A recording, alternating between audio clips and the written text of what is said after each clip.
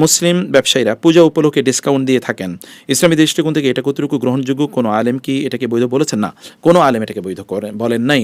কারণ উপলক্ষ যদি হারাম হয় সেই ব্যাপারে কোনো ডিসকাউন্ট প্রদান করে এটাও হারাম।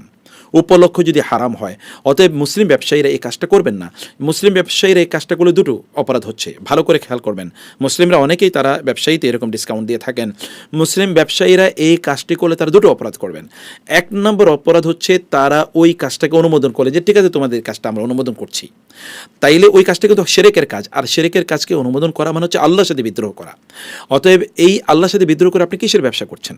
আর দুই নম্বর বিষয় হচ্ছে যে আপনি যখন তাদের কাছে এটা কম দামে বিক্রি করছেন তখন তাদেরকে ওই হারাম কাজে আপনি সাহায্য করছেন। আর আল্লাহ তাআলা বলেছেন ওয়ালা তাআওয়ানু আলাল ইসমি ওয়াল উদওয়ান, তোমরা মানুষকে আল্লাহ বিরোধিতায়, আল্লাহ দ্রোহিতায় তোমরা তাদেরকে সাহায্য করো না, অপরাধের কাজে তাদেরকে সাহায্য করো না। আপনি ব্যবসা কম হোক, আপনি ব্যবসা কতটুকু করবেন না করবেন এটা তো আল্লাহ তাআলা কর্তৃক নির্ধারিত। রাসূল সাল্লাল্লাহু আলাইহি ওয়াসাল্লাম বলেছেন ফাজমিলু ফিত তলাবি, তোমরা তোমাদের ইনকাম এর ক্ষেত্রে হালাল পন্থা অবলম্বন করো।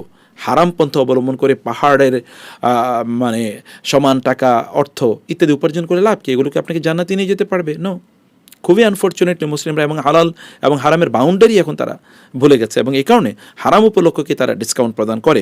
আবার এখানে আরেকটি বিষয় বলি, হারাম ডিসকাউন্ট যেমন ধরুন কোথাও ধরুন অমুসলিমদের যেখানে শিরকি কার্যকলাপ হয়, মূর্তি পূজা হয় অথবা ধরুন মানুষের পূজা হয়, এই জাতীয় প্রোগ্রামকে উপলক্ষে অথবা ধরুন কনসার্ট হচ্ছে, গান বাদ্য হচ্ছে, এগুলো উপলক্ষে কোনো ডিসকাউন্ট দেওয়া হয়েছে, সেই ডিসকাউন্ট কোনো মুসলমান কিনতে পারবে কিনা? নো, কিনতে পারবে না। কারণ তাইলে ওই হারাম কাজটাকে বা ওই হারাম উপলক্ষের যে কাজটা এটাকে আপনি প্রমোট করছেন, আর হারাম কাজকে প্রমোট করা এটা হারাম, এটা নিষিদ্ধ।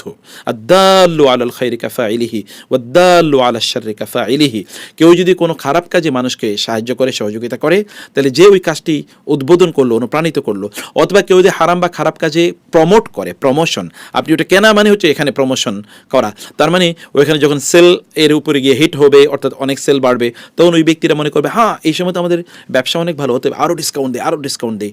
অতএব হারাম কাজে আপনি তাকে অনুপ্রাণিত করছেন, এটা করা মানে হচ্ছে আপনি তাকে ওই পথ দেখাচ্ছেন ওই কাজের জন্য, এবং এটাও হারাম।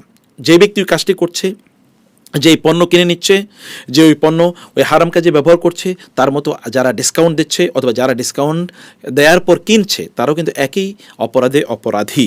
এটি করবেন না। কয়েক বছর আগে রমজান মাসে এক মুসলিম ছেলে হিন্দু বন্ধুদের সাথে দোলায় অংশ নিয়েছিল। সাংবাদিকরা প্রশ্ন করে সে বলেছিল আল্লাহ উইল আন্ডারস্ট্যান্ড। আচ্ছা, কি দোলায় অংশগ্রহণ করেছে? হ্যাঁ, আমরা এই বিষয়টা তখন আমরা আলোচনা করেছি যে ওই যে মানে হোলি খেলায়, হোলি মানে সেখানে রং দিচ্ছে হিন্দুদের, যে হোলি একজন আরেকজনের কাছে রং ছিটাচ্ছে, এবং সেখানে একজন মুসলিম ইয়াং এখানে অংশগ্রহণ করেছিল। তখন অন্যরা তাকে প্রশ্ন করেছে যে আপনি, এটা তো হিন্দুদের খেলা বা এটা তো অমুসলিমদের এবং শিরকি কার্যকলাপ, আপনি এখানে জয়েন করেছেন কেন? তখন তিনি বলেছেন যে আমি জয়েন করেছি কারণ এটা একটু আমরা এনজয় করছি, একটু আনন্দ করছি, একটু ফুর্তি করছি। আল্লাহ উইল আন্ডারস্ট্যান্ড ইট, আল্লাহ বুঝবেন যে আমাদের এই বয়সটা এটা ফুর্তি করার বয়স। আসলে এরা ইসলামও বুঝে না, এরা দিনও বুঝে না, এবং এদের মগজ ধোলাই করে দিয়েছে কথিত সেকুলাররা এবং কথিত মানে যারা যারা যারা যারা ধরুন মানে সংস্কৃতি, নষ্ট সংস্কৃতি যারা লালন করছে, যারা চর্চা করছে, তারা এদের মগজকে একেবারে শেষ করে দিয়েছে। Allah will understand, what Allah will understand? তুমি হারাম কাজ করবা তারপরে বলে আল্লাহ উইল আন্ডারস্ট্যান্ড, তো জেনা করো, মদ খাও, তারপরে আল্লাহ উইল আন্ডারস্ট্যান্ড, তুমি মানুষকে হত্যা করো, আল্লাহ উইল আন্ডারস্ট্যান্ড। আল্লাহ সুবহানাহু ওয়া তাআলা উইল আন্ডারস্ট্যান্ড। আল্লাহকে তোমাকে এর মধ্যে বিধান দেয় নাই, আল্লাহকে তোমাকে পথ দেখায় নাই, আল্লাহকে বলে দেন নাই কোনটা হালাল, হাদা হালালুন ওয়া হাদা হারামুন। আল্লাহ তো স্পষ্ট বলে দিয়েছেন, আল্লাহ তো ওয়াহাদাইনাহুন নাজদাইন, আমি তাকে পথ দেখিয়ে দিয়েছি।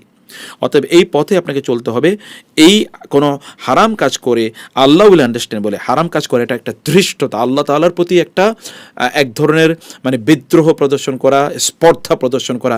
এমনিতে কাজটি অপরাধ, আবার ওই অপরাধটাকে সে হালালের মোড়কে উপস্থাপন করতে চায়, উপহাসের মোড়কে উপস্থাপন করতে চায়। এটা খুবই খারাপ। এই জাতীয় চিন্তা চেতনা থেকে আমাদেরকে অবশ্যই বের হয়ে আসতে হবে। আচ্ছা, এর উপর ভিত্তি করে দুটো প্রশ্ন। একটা হলো যে মুসলিমদের মানে অমুসলিমদের ধর্মীয় অনুষ্ঠানে মুসলমানরা অংশগ্রহণ করা কতটুকু শরিয়া সম্মত? এটা হারাম। অমুসলিমদের কোনো ধর্মীয় অনুষ্ঠানে যেখানে শিরক হয়, কুফরি হয়, যেখানে আল্লাহ তাআলার বিরোধিতা হয়, আল্লাহর দ্বীনের বিরোধিতা হয়, এই জাতীয় কোনো আয়োজনে মুসলমানদের অংশগ্রহণ করা, এটাকে সাপোর্ট করা, এটাকে পাহারা প্রদান করা, ইত্তকার করা, পুরোটাই হারাম। 100 ভাগ হারাম। এখানে 1 ভাগ হালাল হওয়ার কোনো সুযোগই একেবারে নাই। কারণ কি? 1 নম্বর কারণ হচ্ছে যে আপনি যখন এখানে যখন আপনি অংশগ্রহণ করেন, তখন আপনি অনুমোদন করলে যে হ্যাঁ এই কাজটাতে আমি মানে আমি এটাকে অনুমোদন করছি বা আমি এটাকে মেনে নিচ্ছি বা এটার ব্যাপারে আমার কোনো অভিযোগ নাই, অথচ আল্লাহর সাথে আল্লাহ তাআলা বলেছেন যে লোকেরা তাকাদুস সামাওয়াতু ইয়াতাফাত্তারনা মিনহু ওয়া তানশাক্কুল আরদু ওয়া তাখিরুল জিবালু হাদ্দা আন দাউ লিররহমানি ওয়ালাদা। আল্লাহ বলছেন তাকাদুস সামাওয়াতু ইয়াতাফাত্তারনা, মনে হচ্ছে যেন আসমান চৌচির হয়ে যাবে, এবং ওয়া তানশাক্কুল আরদু, জমিন যেন চূর্ণ বিচূর্ণ হয়ে যাবে, ওয়া তাখিরুল জিবালু, এবং পাহাড়গুলো যেন একেবারে ধুলায় তুলায় মানে এটাকে মানে রূপান্তরিত হয়ে যাবে। কারণ কি? আন্দাউলির রহমানি ওয়ালাদা, কারণ তারা আল্লাহর সাথে শিরক করছে, বলছে যে আল্লাহ সন্তান আছে। এই কারণে এগুলো কাঁপতে থাকে, আসমান কাঁপতে থাকে, জমিন কাঁপতে থাকে, পাহাড় কাঁপতে থাকে। আল্লাহ তাআলা বলছেন আর আমরা ওইখানে যাচ্ছি সেগুলো দেখার জন্যে, অথবা সেগুলো সাপোর্ট দেওয়ার জন্য, সেগুলো পাহারা দেওয়ার জন্যে, অথবা সেগুলো উপভোগ করার জন্যে। এটা মানে কি আমি এটাকে অনুমোদন করছি?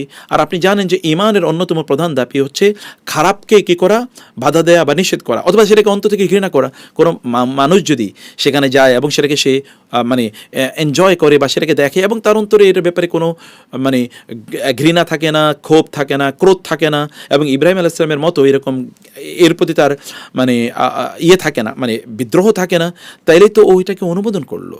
আর আপনি জানেন আল্লাহ রাসূল সাল্লাল্লাহু আলাইহি ওয়াসাল্লাম বলেছেন ওয়ালাইসা ওয়ারাআ যালিকা মিসকাল হাব্বাত মিন খারদাল মিন ঈমান, কেউ যদি কোনো অন্যায় দেখে এর ব্যাপারে হাত দিয়ে প্রতিরোধ না করে, মুখ দিয়ে প্রতিরোধ না করে, অথবা অন্তর দিয়ে ঘৃণা না করে, তাহলে ওই ব্যক্তির ঈমানই নাই। এর পেছনে আর ঈমানের এক সরিষা বিন্দু ঈমান নাই, আল্লাহ রাসূল সাল্লাল্লাহু আলাইহি ওয়াসাল্লাম বলেছেন। ফলে যারা এগুলোতে অংশগ্রহণ করে তাদের ঈমান কই?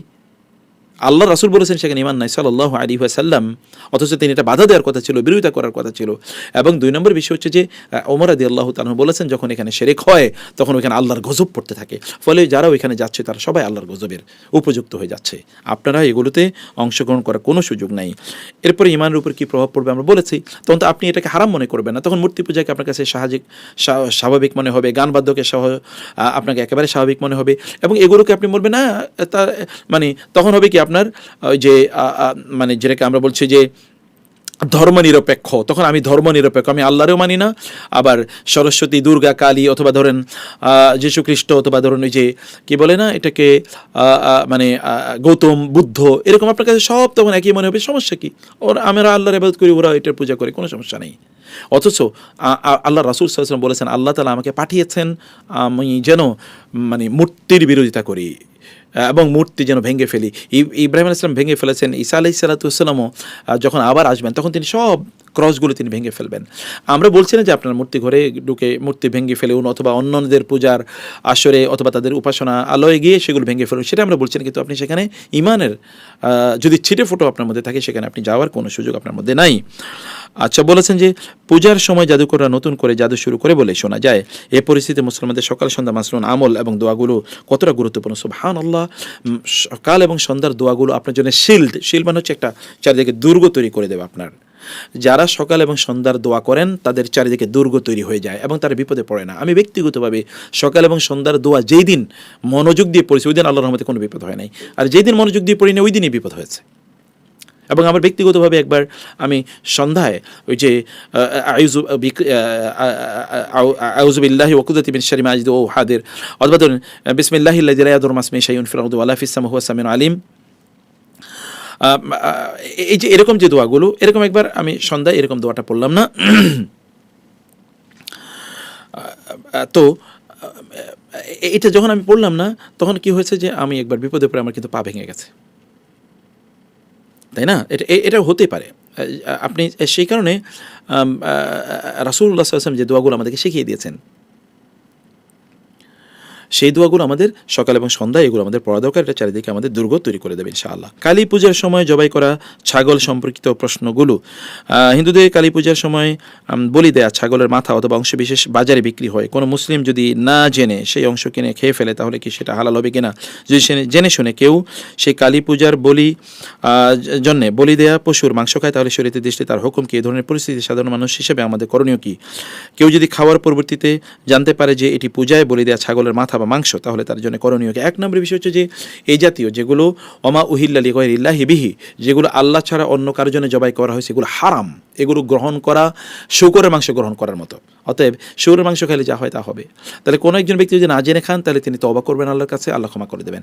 কেউ যদি জেনে খান তাহলে তিনি কবিরা গুনাহ করছেন, তাহলে তাকে আবার মানে আল্লাহর কাছে তওবা করতে হবে এবং তাকে আল্লাহ সুবহানাহু ওয়া তাআলার কাছে ক্ষমা চেয়ে নিতে হবে। আর এগুলোকে যদি এমনিতে কেউ অবহেলার দৃষ্টি দেখে তাতে কি আসে যে আমি এটা করলামই, এমন যদি কেউ মনে করে, তাহলে এই জাতীয় ব্যক্তিরা তারা এমন একটা অবস্থায় থাকবে যে এই জাতীয় ব্যক্তিরা তারা তাদের ঈমানই হারিয়ে ফেলবে। এবং আল্লাহ তাআলা আমাদেরকে এই সমস্যা থেকে আল্লাহ আমাদেরকে রক্ষা করুন, আল্লাহুম্মা আমিন।